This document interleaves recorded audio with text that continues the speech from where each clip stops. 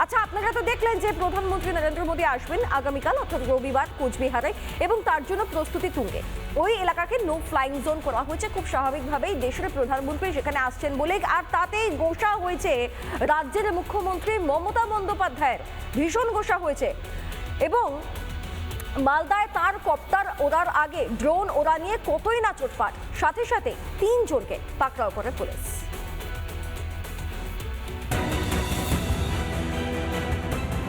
রবিবার কোচবিহারের এই রাসমেলা ময়দানে প্রধানমন্ত্রী নরেন্দ্র মোদীর জনসভা, বিজয় সংকল্প সভা, এবং ইতিমধ্যেই তার প্রস্তুতি একেবারে শেষ পর্যায়ে।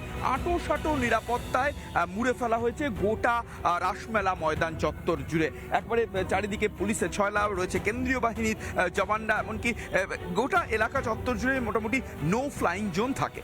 এবার ঘটনা হচ্ছে, আজকে মুখ্যমন্ত্রী মমতা বন্দ্যোপাধ্যায় তিনিও এখন নির্বাচনের প্রচারে ব্যস্ত। তিনি দেখতে পান সামনে একটি ড্রোন ঘুরে বেড়াচ্ছে, সঙ্গে সঙ্গে হাতে তিনি মাইক নিয়ে নেন, দিয়ে বলতে শুরু করে দেন এটা এখানে এলো কিভাবে, এবং ইতিমধ্যে এটা পুলিশের দেখা দরকার। এবং মুখ্যমন্ত্রী এটা বলার পরেই পুলিশ 3 জনকে আটকও করে ফেলেছে।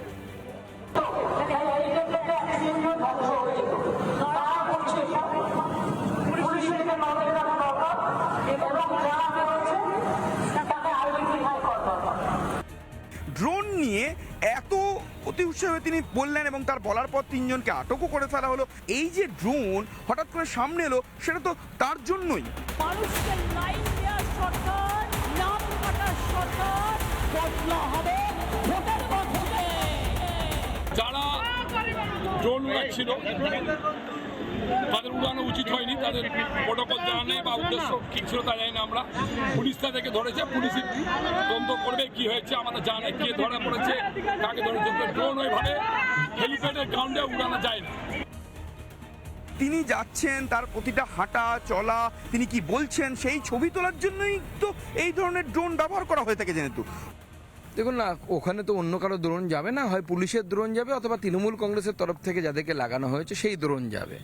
মুখ্যমন্ত্রী কেন জানি না এত ইনসিকিউর ফিল করছেন। ভারতীয় জনতা পার্টি তো চায় উনি 100 বছর বাঁচুন, উনি দেখে যান এবার, যেন ওনার নিজের চোখে উনি দেখে যেতে পারেন যে বিজেপি জিতছে, তৃণমূল হারছে। ভিডিও জার্নালিস্ট রজনীকান্ত বেরার সঙ্গে সুখেন্দু সরকার, রিপাবলিক বাংলা, কোচবিহার।